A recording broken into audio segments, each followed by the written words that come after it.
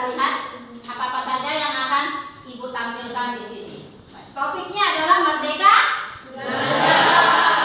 Nah, ada 5 poin utama ya yang akan saya sajikan di sini kepada kalian semua. Ibu berharap kalian bisa mendengarkannya dengan saksama. Yang pertama yaitu mengenali dan memahami diri sebagai pendidik. Yang kedua, mendidik dan mengajar. Yang ketiga, mendampingi murid dengan utuh dan menyeluruh. Yang keempat, mendidik dan melatih kecerdasan budi pekerti. Kemudian yang terakhir, pendidikan yang mengantarkan keselamatan dan kebahagiaan. Selanjutnya kita lihat masing-masing penjelasan dari poin tersebut. Baik, poin yang pertama, mengenali dan memahami diri sebagai pendidik. Ada 3 hal sebagai seorang pendidik yang harus dia kenali. Yang pertama, mengenali diri dan perannya sebagai pendidik. Jadi seorang pendidik itu harus mengenali dirinya, bahwasanya dia adalah seorang pendidik. Seyogyanya dia berlaku bagaimana seorang pendidik itu mengarahkan, memberikan bimbingan kepada anak didiknya ke arah yang lebih baik demi menghadapi dunia di masa depan. Selanjutnya yang kedua, apa peran saya sebagai guru? Ya. Tentunya saya harus mengetahui apa peran saya sebagai guru. Bukan hanya sebatas saya memberikan pengajaran ya berupa materi tertentu di depan kelas ini, tetapi ya selain itu saya harus bisa memberikan nasihat kepada kalian, membimbing sebagai motivator dan lain sebagainya. Selanjutnya, ingin menjadi guru seperti apa sih saya? Terus terang saya katakan saya ingin menjadi guru yang bisa membawa kalian semua kepada perubahan yang lebih baik. Next. Nah, di sini ada penjelasan lebih yang ringkas ya, mengenali diri dan perannya sebagai pendidik. Mengenali diri yaitu mengenali kekuatan dan kelemahan diri. Tentu sebagai seorang pendidik ya, saya harus tahu apa kekuatan saya dan apa kelemahan saya. Selanjutnya peran ya, ada di sini peran. Perannya itu mengenali karakteristik dan kebutuhan murid. Untuk dapat mengenali karakteristik dan kebutuhan murid, tentu saja seorang pendidik harus dapat berkomunikasi dengan murid, baik dalam pembelajaran maupun di luar pembelajaran. Sisi positif keberlangsungan komunikasi dengan guru dan murid akan menimbulkan sisi positif lainnya, yaitu senang belajar dan belajar yang menyenangkan. Menurut Ki Hajar Dewantara, pendidikan adalah memberi tuntunan terhadap segala kekuatan kodrat yang dimiliki anak agar ia mampu mencapai keselamatan dan kebahagiaan yang setinggi-tingginya, baik sebagai seorang manusia maupun sebagai anggota masyarakat. Jadi itulah peran dalam pendidikan seorang guru. Kemudian ingin, walaupun tadi saya sudah jawab, tapi di sini saya kasih jawaban lagi. Tentu sebagai guru ingin memberikan pengaruh yang baik di masa depan ya kepada murid dan menjadi inspirasi bagi murid. Baik, kita lanjut ya. Nah, poin yang kedua, apa sih Bu? Poin yang kedua, mendidik dan mengajar. Ya, mendidik dan mengajar meliputi yang pertama ada mendidik menyeluruh. Kemudian yang kedua, pendidikan selama 1 abad. Ya, 1 abad itu adalah 100 tahun. Ya, yang ketiga, menjadi manusia secara utuh. Next. Nah, mendidik dan mengajar, kita lihat penjabarannya. Menurut Ki Hajar Dewantara, mendidik dan mengajar adalah proses memanusiakan manusia, sehingga harus memerdekakan manusia. Jadi kita harus merdeka dulu manusianya. Dan segala aspek kehidupan, baik secara fisik, mental, jasmani, dan rohani. Ya, menurut Ki Hajar Hajar Dewantara. Kita merdekakan secara fisik, mental, jasmani, dan rohani. Ya, ketika itu merdeka, maka pendidikan berjalan dengan baik. Ya. Selanjutnya, Ki Hajar Dewantara memperkenalkan sistem Among, yaitu yang dikenal dengan slogan Ing Ngarsa Sung Tulodo. Kemudian Ing Ngarsa Sung Tulodo, ketika guru berada di depan, ya, dia harus mampu memberikan contoh.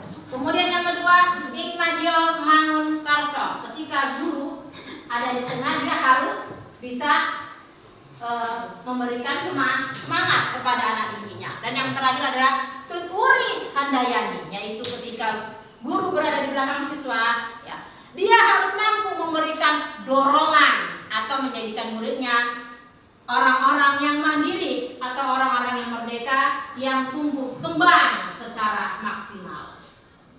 Kemudian memandang murid sebagai manusia yang utuh. Jadi murid itu dipandang sebagai manusia yang utuh, ya. Caranya bagaimana? Mendampingi murid-murid menentukan tujuan, ya, yang harus menjadi dasar bagi kita sebagai pendidik dalam belajar. Merencanakan pembelajaran sesuai dengan kebutuhan murid, ya, baik lahir maupun batin, yang membantu murid-murid kita mengembangkan kekuatan lahir dan batin. Sebagai pendidik, kita tidak cukup hanya membantu memberikan pengajaran yang berorientasi pada penguatan keterampilan berpikir atau kognitifnya saja, tetapi contohnya seperti sosial, ya, kemudian emosi, dan lain sebagainya, ya, sosial, emosi, spirit termasuk juga spiritual maksudnya. Kemudian poin yang ketiga yaitu mendampingi murid dengan utuh dan menyeluruh. Nah, ini terbagi menjadi 2 poin lagi, yaitu ada kodrat murid dan ada rikon. Kita lihat penjelasannya lebih lanjut. Kodrat alam dan kodrat zaman. Jadi kodrat alam dan kodrat zaman. Apa sih yang dikatakan dengan kodrat alam? Yaitu adalah dasar pendidikan murid yang berkaitan dengan sifat dan bentuk lingkungan di mana mereka berada. Itu kodrat alam. Lingkunganmu, ya, di mana tempat tinggalmu. Itulah yang dikatakan dengan kodrat alam. Selanjutnya kodrat zaman merupakan bagian dasar pendidikan murid yang berhubungan dengan isi dan irama. Ya. Isi dan irama pendidikan bergerak dinamis sesuai dengan perkembangan zamannya. Jadi murid itu dipengaruhi juga dengan perkembangan zamannya. Trikon, ya, berdasarkan, ya, atau menurut pendapat Ki Hajar Dewantara menyebutkan asas trikon bersama bangsa lain mengusahakan terbinanya karakter dunia. Jadi terbina, ya, sebagai kesatuan budaya umat manusia sedunia tanpa mengorbankan nilai identitas bangsa masing-masing. Kemudian yang ketiga, konsentris, yaitu bersifat terbuka tetapi tetap kritis dan selektif terhadap pengaruh kebudayaan di sekitarnya, ya. Walaupun pendidikan itu terbuka, kita harus kritis dan selektif, ya, menerima pengaruh-pengaruh kebudayaan dari luar, apakah itu positif, apakah itu negatif. Nah, maka dengan menggunakan asas trikon ini sebagai prinsip melakukan perubahan kebudayaan bangsa Indonesia, tidak akan tertinggal kebudayaan Indonesia, akan berjalan beriring dengan kebudayaan lain dan memiliki karakter dan ciri khasnya sendiri. Oke, next kita lanjut pada poin yang keempat, yaitu mendidik dan melatih kecerdasan budi pekerti. Jadi budi pekerti itu juga perlu untuk dididik kepada para anak didik kami sekalian. Di sini ada poinnya yang satu, hanya satu poin, yaitu menumbuhkan budi pekerti. Kita lihat seperti apa yang dikatakan menumbuhkan budi pekerti. Murid dapat menumbuhkan kecakapan berpikir atau pikiran dengan baik karena pengaruh keadaan. Ki Hajar Dewantara bahwa keluarga, tahu kan keluarga kan? Iya, keluarga merupakan tempat utama dan yang paling baik dalam melatih karakter anak atau murid. Keluarga. Kemudian keluarga juga menjadi tempat anak atau murid dalam proses penyempurnaan menjadi sempurna sebagai laboratorium awal dan utama melatih kecerdasan budi pekerti agar si anak siap menjalani hidup dalam masyarakat. Ini memang keluarga adalah tonggak utama, number one segalanya. Jadi kalau kita terlahir dari keluarga yang memiliki budi pekerti, mudah-mudahan anaknya juga terbentuk budi pekerti yang luhur, yang baik sesuai dengan pendapat Ki Hajar Dewantara.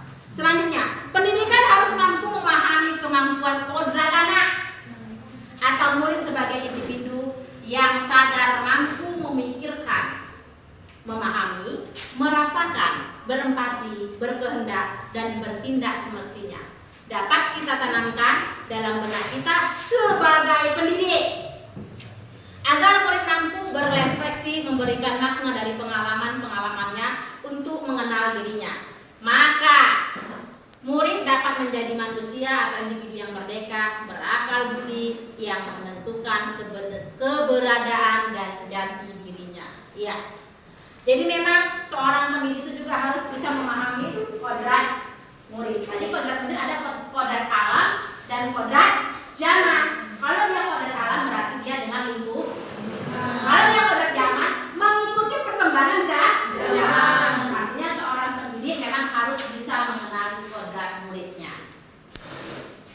Baik, kita lanjut. Nah, ini adalah poin yang kelima, ya, atau yang terakhir, yaitu pendidikan yang mengantarkan keselamatan dan kebahagiaan. Terbagi lagi menjadi 2 poin. Ya, yang pertama mengantarkan murid selamat dan bahagia. Selaku murid, ya, itu harus bisa para pendidik atau gurunya membuatnya bahagia, ya, selamat dan bahagia. Kemudian yang kedua, menciptakan lingkungan pembelajaran terbaik murid. Jadi memberikan pembelajaran yang terbaik, bukan hanya pembelajaran aja, lingkungannya, suasananya harus diciptakan sebaik-baik mungkin. Baik. Selanjutnya di sini, guru, ya, sebagai guru kita tidak hanya mengantarkan ilmu pengetahuan saja, benar kan?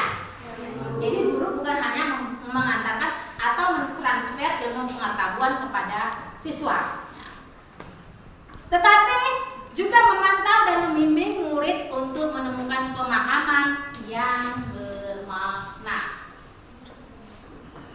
Selanjutnya, perspektif guru tidak selalu sama dengan perspektif murid. Jadi pola pandangmu, pola pikirmu tidak selamanya sama. Fungsi pendidikan. Apa sih fungsi pendidikan? Nah, fungsi pendidikan adalah untuk mengantarkan murid agar siap hidup dan memberikan kepercayaan kepada murid bahwa di masa depan mereka akan mampu mengisi zamannya demi mencapai keselamatan dan kebahagiaan. Oleh karena itu, saat ini guru-guru kalian semua berusaha untuk memberikan pendidikan yang terbaik kepada kalian. Salah satu fungsinya atau tujuannya adalah agar kalian nantinya di kemudian hari kelak mampu mengisi kehidupan kalian itu sesuai dengan zaman yang kalian hadapi pada saat itu. Tentunya zaman kalian nanti 10 tahun yang akan datang atau 20 tahun yang akan datang tidak sama dengan hari ini. Oke, selanjutnya, guru bukan lagi satu-satunya. Yes, zaman sekarang ini guru bukan lagi satu-satunya sumber pengetahuan bagi siswa, tetapi guru berperan sebagai fasilitator pembelajaran. Ya, sebagai fasilitator pembelajaran. Nah, sebagai fasilitator, guru menempatkan murid sebagai subjek dalam pembelajaran. Ya, subjek atau individu aktif dalam pembelajaran untuk mencari dan membangun pemahamannya sendiri. Ya. Jadi murid itu bukan lagi sebagai objek, tapi sebagai subjek. Ya, makanya tak jarang kadang guru kita silakan cari tahu. Ya. Rajin berliterasi itu menuntut kalian menjadi subjek. Artinya pengetahuan tidak semuanya didapat dari guru. Boleh mencari, ya, lebih aktif mencari informasi. Kenapa demikian? Karena itu adalah tuntutan abad 21. Ya. Tuntutan pembelajaran abad 21. Yang pertama, menjadi pembelajar sepanjang hayat. Ya. Belajar seumur hidup. Yang kedua, membangun konteks diri serta identitas suatu bangsa. Itulah pembelajaran, tuntutan pembelajaran abad 21. Jadi anak-anak ibu semua, kalian juga harus bisa mengikuti tuntutan pembelajaran ini sesuai dengan abad 21 atau perkembangan zaman pada saat ini. Baik, kita lanjut ya. Ya. Sekarang kita masuk di poin refleksi. Tadi sudah ibu berikan, sudah ibu sosialisasikan tentang merdeka. Merdeka? Iya, belajar. Sudah ibu presentasikan semuanya kepada kalian, ya, secara sederhana. Sekarang kita masuk ke refleksi. Nah, silahkanlah kalian refleksi. Tadi ibu sudah membagikan kertas kepada kalian.